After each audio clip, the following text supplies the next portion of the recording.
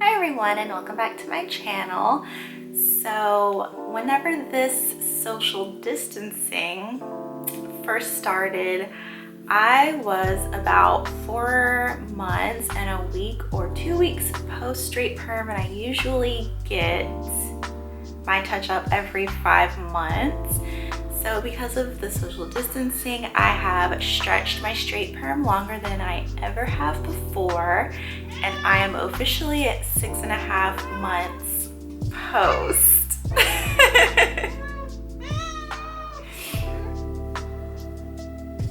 He's very talkative right now. Yeah, Stewie.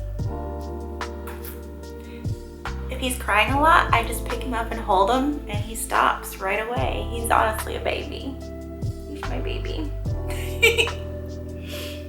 But whenever the whole thing started, I wasn't really inconvenienced by it because I was flip-flopping between whether or not I should go ahead and transition or if I should keep getting a straight perm.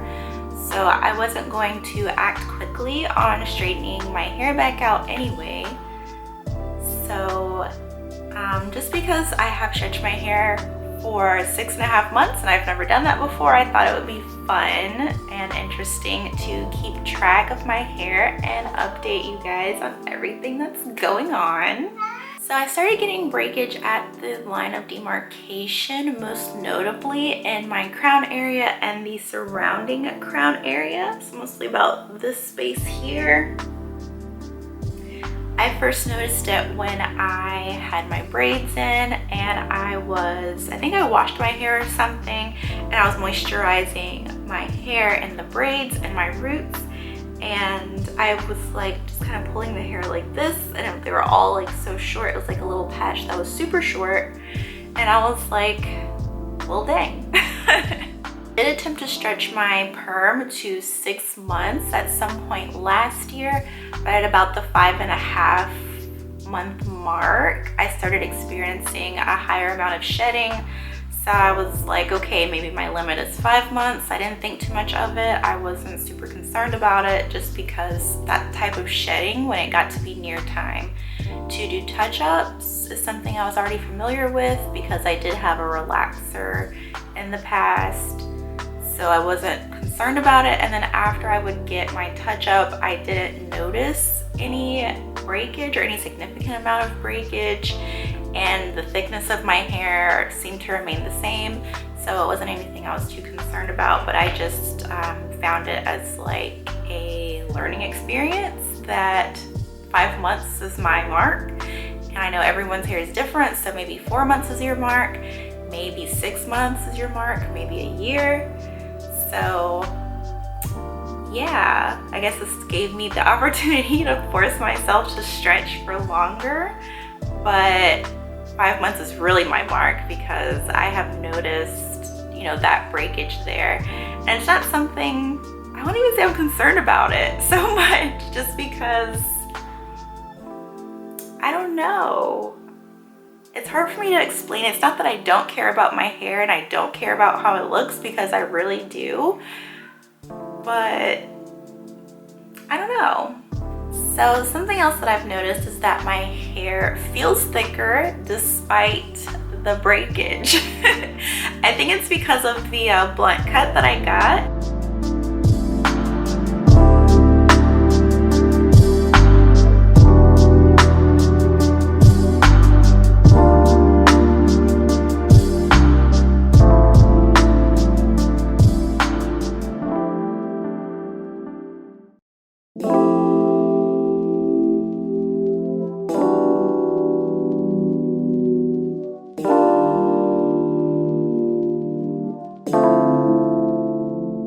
I think it's because I usually have a U-shaped haircut like that, or a V-shape, and I think that's usually the case because my hair grows at different rates. My hair in the front grows slower than my hair in the back, so I naturally always maintain a round shape unless I force it to be straight with a haircut. So yeah, that is looking thicker. Feeling thicker, so that's good. I also started taking collagen every day, and I think that's positively affected my new growth. I think it's also positively affected my skin. Not that I usually have any like major skin issues other than my blackheads on my chin that I also always talk about, but that's nice. It's also positively affecting the way my body feels, my joints. Oh my gosh, I'm so sorry. My joints feel really good. I've been trying to stretch often, almost every day. So yeah, it's been really good. I'm sorry, he's distracting me. He's being so noisy today. So my hair overall feels good right now. It still feels soft. It's still looking kind of shiny. The only thing is that my new growth does feel drier than the straight hair. So I think just more deep conditions are in order. Maybe some more deeper moisture after I finish washing my hair, because I am using Giovanni leave-in conditioner and then like some light oils. And I don't know if I have to incorporate butters at this point, or maybe just making sure I maintain my 2-time-a-week wash days rather than moving over to 1 time a week, because my hair does like twice-a-week wash days instead. But since I've gotten so much new growth now, I've moved to 1 time a week, but maybe that's just simply not enough for my hair type. So in my neck of the woods, they're talking about extending the distancing to May 31st. So by that point, I'll be about 7.5 months post, over 7 months post, I'm not sure. So I'll be almost a year post at that point. So I'm really thinking, should I just go ahead and transition at this point? Because I do anticipate more breakage with the longer I have to maintain the 2 textures.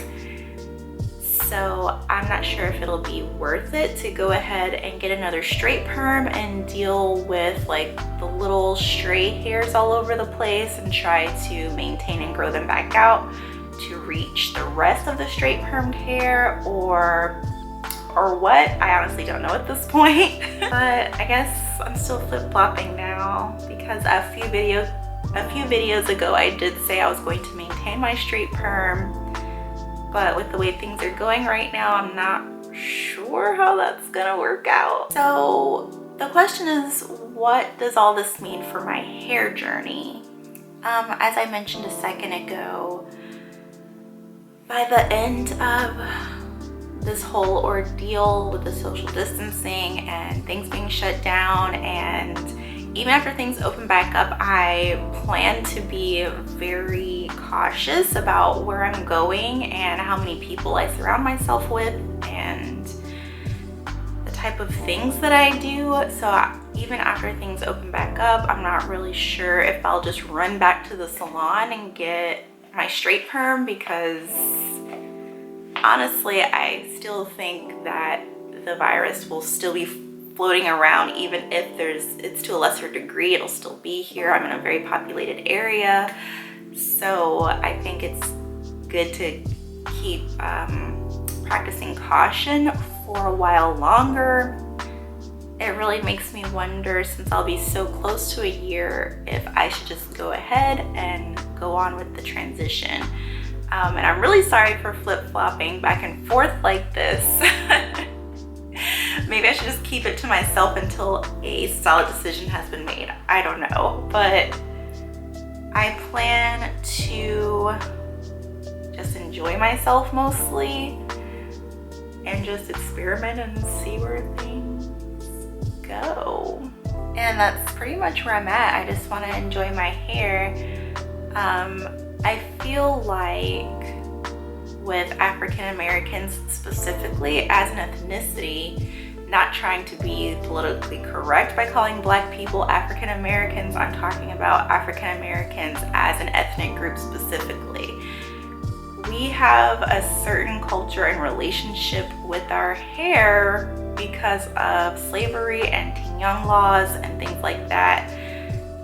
That kind of made our hair, I guess, unacceptable different, exotic, interesting.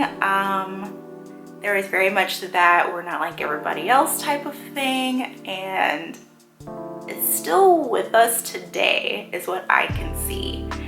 So I think I just kind of want to free myself of having to worry or think about that, at least right now.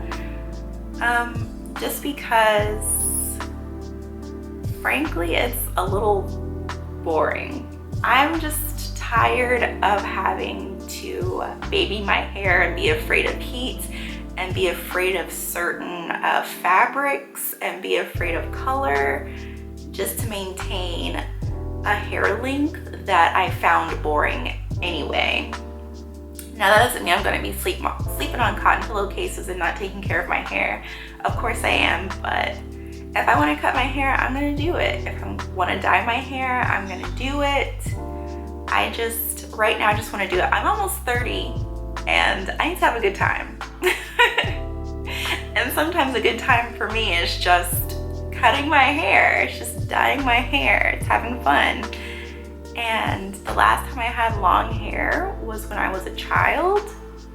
I started having short hair when I got into, I remember it was the 5th grade. I had a whole bunch of braids and I couldn't tell where my hair was in the braids. It was time to take them out, and instead of like getting someone to help me, I was just like, oh, so that my mom can like easily like take out the braids with me, I'll like cut off the extra hair.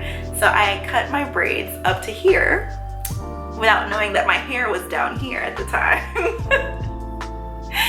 So I ended up cutting off like half of my hair, but I ended up really liking it. I was sad at first, but it really grew on me.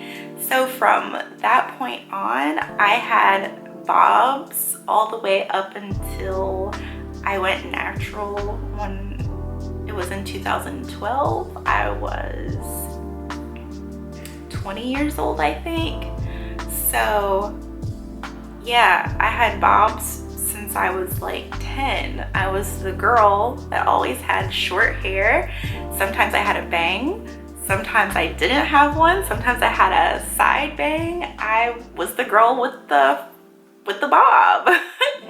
And it got to be such a part of Raven's the one with the bob that every time my friends and I would watch a TV show or a drama or something, if there was a character with a bob and glasses, they would be like, oh, that's you, because like that was me.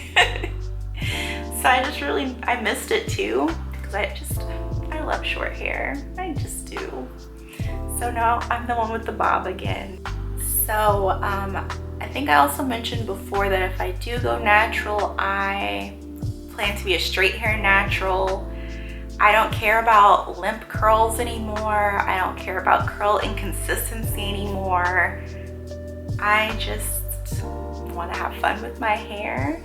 And while I still do want to be that resource for Black girls that are interested in getting a Japanese straight perm, if they have any questions, if they want me to make a video on anything, I do want to be there to help. But I also want to be the one that is like the person that just has fun with their hair, because I feel like, not to make any separations, but I feel like there's just not that many Black women and girls on YouTube that just do what they want with they just do what they want with their hair. They're always trying to maintain something, and I do think it becomes a bit repetitive. And yeah, so ultimately what that means for my channel is that I'm gonna do what I want with my hair, I'm gonna have a good time, and I'm gonna show you what I do to it. I do have another plan for my hair soon. So I'll share that with you soon. Yeah, bye. You were... Oh, now you don't want to talk? Now you're tired of talking? Are you embarrassed now?